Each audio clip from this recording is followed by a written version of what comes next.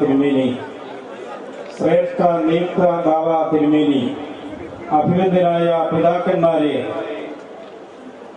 സഭയുടെ ബഹുമാനപ്പെട്ട സ്ഥാനികളെ, നിയുക്ത മെത്രാപ്പൊലീത്തമാരെ, വന്ദ്യരായ റമ്പാച്ചന്മാരെ, വന്ദ്യരായ വൈദിക ശ്രേഷ്ഠരെ, പ്രിയപ്പെട്ട സഹോദരി സഹോദരങ്ങളെ, സഭയുടെ അസോസിയേഷൻ അംഗങ്ങളെ, സഭയുടെ മാനേജിംഗ് കമ്മിറ്റി അംഗങ്ങളെ, കോട്ടയം നഗരം അക്ഷരാർത്ഥത്തിൽ പുളകമണിയുകയാണ്.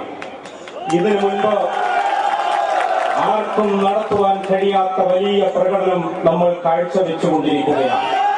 ഇപ്പോഴും നമ്മൾ പ്രകടനം തുടങ്ങിയ പോപ്പ് മൈതാനം നിറഞ്ഞു കവിഞ്ഞു നിൽക്കുന്നു. MC റോഡ് 2 ഭാഗങ്ങളിൽ ചിങ്ങവനത്തും വടക്ക് ഏറ്റുമാനൂരിലും ബ്ലോക്കായി നിൽക്കുന്നു. നമ്മുടെ ആളുകൾ പകുതിയിലധികം ആളുകൾ ഇനിയും ഇവിടെ എത്തുവാനുണ്ട്.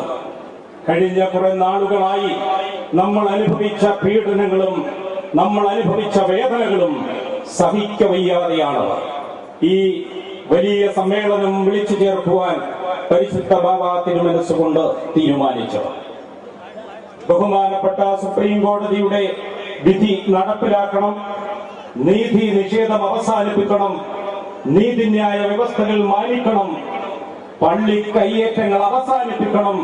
ഈ വിഷയങ്ങളാണ് ഇന്ന് നമ്മൾ കൂടുന്ന ഈ മഹാസമ്മേളനത്തിന്റെ മുഖ്യ വിഷയം. വർഷങ്ങളോളം നീണ്ടുനിന്ന സഭാ കേസ് 1995 സുപ്രീം കോടതി വിധി പറഞ്ഞു. 1995 സുപ്രീം കോടതി വിധി പറയുന്നതിന് മുൻപ് സുപ്രീം കോടതി ഇരു ഭാഗത്തോടും ചോദിച്ചു, ഈ പ്രശ്നം രമ്യമായി അനുരഞ്ജനത്തിലൂടെ പരിഹരിച്ചുകൂടെ, ചർച്ചയിലൂടെ പരിഹരിച്ചുകൂടെ എന്ന് ചോദിച്ചു. നമ്മൾ കോടതിയിൽ പറഞ്ഞു നമ്മൾ തയ്യാറാണ്. പക്ഷെ കേസ് കൊടുത്തത് നമ്മളല്ല, മറുഭാഗമായിരുന്നു. അവർ പറഞ്ഞു കോടതി എടുക്കുന്ന ഏതു തീരുമാനവും അംഗീകരിച്ചു കൊള്ളാം. 1995 കോടതി വിധി പറഞ്ഞു. 1934 ഭരണഘടന അനുസരിച്ച് പ്രവർത്തിക്കണം. നമുക്ക് അനുകൂലമായി കോടതി വിധിച്ചു. ജസ്റ്റിസ് മണിമഠ് എന്ന നിരീക്ഷകനെ ഇരുഭാഗവും ചേർന്ന് സമ്മതിച്ച് 2002 അസോസിയേഷൻ നടത്തുവാനായി കൊണ്ടുവന്നു. 2002 അസോസിയേഷൻ നടത്തുന്നതിന് വേണ്ടി ജസ്റ്റിസ് മണിമഠിനെ നിരീക്ഷകനായി കൊണ്ടുവരുമ്പോൾ ആ നിരീക്ഷകനുള്ള ഫീസ് കെട്ടിവെച്ചത് നമ്മളും മറുഭാഗവും ചേർന്നാണ്. എന്നാൽ നമ്മുടെ 21 ആളുകൾ മാത്രമേ അവരുള്ളൂ എന്ന് ബോധ്യമായപ്പോൾ മലങ്കര അസോസിയേഷൻ ബഹിഷ്കരിച്ച് 2002 ഒരു പുതിയ സഭയുണ്ടാക്കി. ഇപ്പോൾ ഇവിടെ സംജാതമായിരിക്കുന്ന സംഗതികൾ, എറണാകുളം ജില്ലയിലെ നമ്മുടെ പള്ളികളിൽ ചിലത് പിടിച്ചെടുക്കുവാനുള്ള ശ്രമങ്ങൾ പോലീസ് ഉദ്യോഗസ്ഥരുടെ, റവന്യൂ ഉദ്യോഗസ്ഥരുടെ നടക്കുന്ന സാഹചര്യത്തിലാണ് നമ്മൾ ഈ സമ്മേളനം വിളിച്ചു ചേർത്തത്. വോട്ട് ലക്ഷ്യമാക്കിയുള്ള പ്രവർത്തനമാണ് എറണാകുളം ജില്ലയിൽ നടക്കുന്നതെന്ന് ഏവർക്കും ബോധ്യമായി. എറണാകുളം ജില്ലയിൽ ചില പള്ളികളിൽ നമ്മുടെ മറുഭാഗത്തിൽ പിന്തുണയുണ്ട്, ഭൂരിപക്ഷമുണ്ട് എങ്കിൽ ചില പള്ളികളിൽ മാത്രം മറുഭാഗത്തിന് ചില ഭൂരിപക്ഷമുണ്ടെങ്കിൽ മറ്റുള്ള പള്ളികളിലൊക്കെ മലങ്കര സഭയുടെ ശക്തിയാണ്. യാതൊരു തർക്കവുമില്ല. ഒരു പള്ളികളും നമ്മൾ വിട്ടുകൊടുക്കുവാൻ തയ്യാറല്ല. 1934 ഭരണഘടനയനുസരിച്ച് ഭരിക്കപ്പെടേണ്ട പള്ളികളാണ് എല്ലാ പള്ളികളും എന്ന് നമ്മൾ ഇന്ന് തീരുമാനിക്കുകയാണ്. ഒക്ടോബർ മാസം 19-ാം തീയതി എറണാകുളത്ത് മറൈൻ ഡ്രൈവിൽ ഒരു സമ്മേളനം നടന്നു. ഏതാണ്ട് 20,000-ഓളം ആളുകൾ അവിടെ പങ്കുകൊണ്ടു എന്നാണ് അവർ തന്നെ സമ്മതിച്ചിട്ടുള്ളത്. മറൈൻ ഡ്രൈവിൽ നടന്ന സമ്മേളനത്തിന്റെ ദൃശ്യങ്ങൾ കണ്ടവർക്കും പിറ്റേ ദിവസം വാർത്തകൾ വായിച്ചവർക്കും അറിയാം. പ്രമുഖനായ കേരളത്തിലെ ഒരു രാഷ്ട്രീയ നേതാവിനോട് സ്വാഗത പ്രസംഗ സമയത്ത് സൂചിപ്പിക്കുന്നു, ഇനിയും വേണമെങ്കിൽ ഒരു അവസരം കൂടി നിങ്ങൾക്ക് തരാം. പക്ഷേ നല്ലതുപോലെ വിശുദ്ധ വേദപുസ്തകം പഠിച്ച ആളായിരുന്നു അത് കേട്ടത് എന്നുള്ളതിനാൽ അദ്ദേഹം ചിന്തിച്ചത് സാത്താൻ കുന്നിന്റെ മുകളിലേക്ക് യേശുതമ്പുരാനെ കൊണ്ടു നിർത്തിയിട്ട് പറഞ്ഞ ആ വലിയ സംഭവമായി. നമ്മൾ പറഞ്ഞാൽ അതിനൊരു തൂക്കമുണ്ടായിരുന്നു. കാരണം നമ്മൾ 25 ലക്ഷത്തോളം ആളുകളുണ്ട്. മറുഭാഗം തുച്ഛമായ ആളുകൾക്ക് എങ്ങനെ ഒരു ഗവൺമെന്റിനെ ഭരണത്തിലേക്കുവാൻ സാധിക്കും എന്നുള്ളതിനെ കുറിച്ച് അന്ന് ആളുകൾ ചിന്തിച്ചു. വിഘടിത സഭയുടെ ബാവ എന്ന് അവകാശപ്പെടുന്ന മെത്രാപ്പോലീത്ത പിന്നീട് വലിയൊരു പ്രഖ്യാപനം കേരളത്തിൽ നടത്തി. ആ പ്രഖ്യാപനം എന്തായിരുന്നു? പോലീസിന്റെ സഹായത്തോടെ തൃക്കുന്നത്ത് പള്ളിയിൽ ഞങ്ങൾ കയറും. പിന്നീട് പറയുന്നു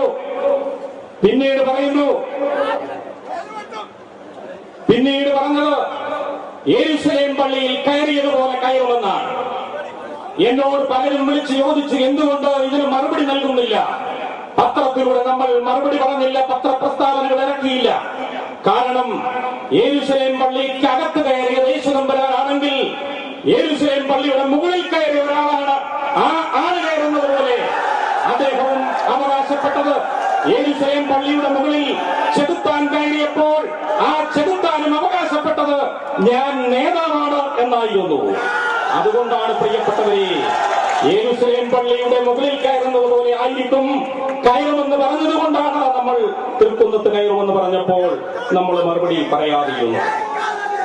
വിഘടിത സഭ കോടതിയുടെ വിധിയെ തുടർന്ന വിധിയുമായി കോതമംഗലം മർത്തോമൻ ചെറിയ പള്ളിയിലേക്ക് നമ്മുടെ തോമസ് പോൾ റമ്പാച്ചന്റെ നേതൃത്വത്തിൽ യജമാനൻ കടന്നു ചെന്നപ്പോൾ കാവൽക്കാർ മാറിത്തന്നു.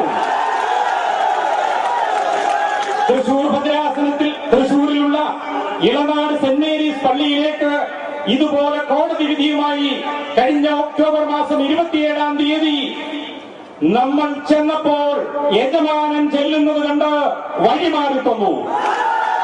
നമ്മളെ സംബന്ധിച്ചിടത്തോളം ഇത് വിജയത്തിന്റെ ദിനങ്ങളാണ്. പള്ളികൾ പിടിച്ചെടുക്കാമെന്ന് ധരിക്കുന്നെങ്കിൽ ആ ധാരണ തെറ്റാണെന്ന് ഇന്ന് കോട്ടയത്ത് നടക്കുന്ന ഈ മഹാസമ്മേളനം തെളിയിക്കുകയാണ്. നമ്മളിവിടെ വിളിച്ചു ചേർക്കുവാൻ ഉദ്ദേശിച്ചത് 1 ലക്ഷത്തോളം ആളുകളെയാണെങ്കിൽ അതിനപ്പുറത്തേക്ക് ആളുകൾ ഇവിടെ കടന്നു വന്നിരിക്കുകയാണ്. അതുകൊണ്ടാണ് ഇപ്പോഴും പോപ്പ് മൈതാനം നിറഞ്ഞു കവിഞ്ഞ് അവിടെ ഒഴുകിക്കൊണ്ടിരിക്കുന്നത്. എന്റെ പ്രിയപ്പെട്ടവരെ, നിങ്ങൾ ഒരു പള്ളിയും വിട്ടുകൊടുക്കുകയില്ല, നമ്മുടെ അധീനതയിലുള്ള ഒരു പള്ളികളും നിങ്ങൾ വിട്ടുകൊടുക്കുകയില്ല എന്ന് എനിക്കറിയാം. കാരണം നിങ്ങളുടെ സിരകളിലൂടെ ഒഴുകുന്നത് ഓർത്തഡോക്സ് രക്തമാണ്. ഓർത്തഡോക്സ് രക്തം സിരകളിലൂടെ ഒഴുകുന്ന അമ്മമാരുടെ മുലപ്പാൽ കുടിച്ച് വളർന്ന യുവക്ക് പറയുന്നു, മലങ്കര സഭയുടെ ഒരു പള്ളിയും ഏതെങ്കിലും രാഷ്ട്രീയ സ്വാധീനത്താൽ ഏതെങ്കിലും ആളുകളുടെ ഒത്താശയാൽ പിടിച്ചുകൊണ്ട് പോകാമെന്ന് ധരിച്ചാൽ ആ ധാരണ തെറ്റാണ്. എന്നാൽ ഇനിയും കൂടെ തൃക്കുന്നത്ത് കയറുമെന്ന് പറഞ്ഞാൽ അനുഭവം മറിച്ചാലും അങ്ങോട്ടേക്ക് ഞങ്ങളുടെ കുമ്പമൺ ഭദ്രാസനത്തിലുള്ള മഞ്ഞിക്കര മലങ്കര ഓർത്തഡോക്സ് സഭയുടെ പതാക പറക്കുന്ന മഞ്ഞിക്കരയായി മാറും. അതുകൊണ്ട് വിഘടിതമായ ഇനിയും ഈ പ്രസ്താവന നിർത്തിക്കൊള്ളുക. ഇത്രയും നാൾ ഞങ്ങൾ ഇത്ര കടുത്ത ഭാഷയിൽ സംസാരിച്ചിട്ടില്ല. പക്ഷേ ഭീഷണി മുഴക്കുന്ന ശബ്ദമാണെങ്കിൽ ഞങ്ങൾക്ക് സംസാരിച്ചേ മതിയാകൂ എന്നുള്ളത് കൊണ്ടാണ് ഇപ്പോൾ ഈ കാര്യം ഇവിടെ പറഞ്ഞുപോയത്.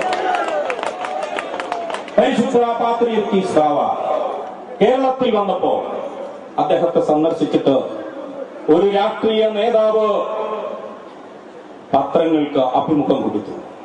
എന്താണെന്നറിയുമോ? പാത്രിയർക്കീസ് ബാവയുടെ എല്ലാ പരിപാടികളും വിജയമായത് കേരളത്തിൽ അദ്ദേഹത്തിന് എത്രമാത്രം പിന്തുണയുണ്ടെന്നുള്ളതിന്റെ തെളിവാണ് പോലും. ദാസ് ക്യാപിറ്റലിന്റെ ഒരു കോപ്പി കൂടി പാത്രിയർക്കീസ് ബാവയുടെ കയ്യിൽ കൊടുത്തതിനു ശേഷമാണ് ഈ പ്രസ്താവന ഇറക്കിയത്. പക്ഷേ അതിനുശേഷം പരിശുദ്ധ ബാവാ തിരുമേനി മലങ്കര സഭയുടെ മക്കളെ വിളിച്ചു ചേർക്കുവാൻ തീരുമാനിച്ചപ്പോൾ ഗവൺമെന്റിന് മനസ്സിലായി മലങ്കര സഭയുടെ മക്കളെ തച്ചുടയ്ക്കുവാൻ, നമ്മുടെ പള്ളികൾ പിടിച്ചെടുക്കുവാൻ സാധ്യമല്ല എന്ന്. എന്റെ പ്രിയപ്പെട്ടവരെ, നമ്മുടെ ഈ സമ്മേളനം നടക്കുന്ന ഈ നഗരി, ഈ നഗരവാസികളെ ബുദ്ധിമുട്ടിക്കാതിരിക്കുന്നതിനു വേണ്ടി, യാത്രാ തടസ്സം ഒഴിവാക്കുന്നതിന് വേണ്ടി കടന്നു വരുന്ന വാഹനങ്ങൾ ഇവിടെ പാർക്ക് ചെയ്തിട്ട് നമ്മുടെ സമ്മേളനം നമ്മൾ നെഹ്റു സ്റ്റേഡിയത്തിൽ നടത്തുന്നതിനായിരുന്നു നമ്മൾ ആദ്യം തീരുമാനിച്ചത്. പക്ഷേ ഇവിടെ നഗരസഭയിൽ അത് വോട്ടിനിട്ടു. നഗരസഭയിൽ വോട്ടിനിട്ട് മലങ്കര സഭയ്ക്ക് അത് തരില്ല എന്ന് തീരുമാനിച്ചു. പിന്നീട് തരാമെന്ന് പറഞ്ഞു. പക്ഷെ നമ്മൾ പറഞ്ഞു വേണ്ട. കാരണം എന്തുകൊണ്ട് നമ്മൾ പറഞ്ഞു? ഈ വോട്ടിനിട്ട വോട്ട് ചെയ്ത കൊച്ചു പിള്ളേര് മനസ്സിലാക്കിയോ, ഈ സഭ AD 52-ലുണ്ടായതാണ്. അന്ന് കേരള സംസ്ഥാനം രൂപീകരിക്കപ്പെട്ടിട്ടില്ല. മുനിസിപ്പാലിറ്റി എന്ന സ്വപ്നം പോലും ആളുകളുടെ മനസ്സിലില്ല. കോട്ടയത്ത് മലങ്കര ഓർത്തഡോക്സ് സഭയെ മാറ്റി നിർത്തുവാൻ സാധിക്കില്ല. മലങ്കര ഓർത്തഡോക്സ് സഭയുടെ ശക്തി ഇന്ന് നമ്മൾ വിളിച്ച് അറിയിച്ചിരിക്കുകയാണ്. എന്റെ പ്രിയപ്പെട്ടവരെ, ഞാൻ എന്റെ കർത്തവ്യത്തിലേക്ക് കടക്കുന്നു. മലങ്കര മെത്രാപ്പോലീത്തായും പൗരസ്ത്യ കാതോലിക്കായുമായ മോറോൻ മാർ ബസേലിയോസ് മാർത്തോമാ ദിദിമോസ് പ്രഥമൻ ബാവ തിരുമേനി, പരിശുദ്ധ ബാവ തിരുമേനി മലങ്കര സഭയുടെ മക്കളോട് കൽപ്പന അയച്ചിട്ട് ഇന്നേക്ക് 14 ദിവസം തികയുന്നതേയുള്ളൂ. 1.5 വർഷത്തെ പരിശ്രമം കൊണ്ട് നടത്തിയ സമ്മേളനമാണ്. റോയൽ കോടതി വിധിയിലൂടെ കേരളത്തിൽ അംഗീകാരം കിട്ടിയ സ്ഥാനമാണ് മലങ്കര മെത്രാപ്പോലീത്ത സ്ഥാനം. ഈ സ്ഥാനം ആർക്കും കവർന്നെടുക്കുവാനോ ആർക്കും അവകാശപ്പെടുവാനോ പറ്റിയതല്ല. പരിശുദ്ധ ബാവ തിരുമേനി രാത്രികാലങ്ങളിൽ എല്ലാ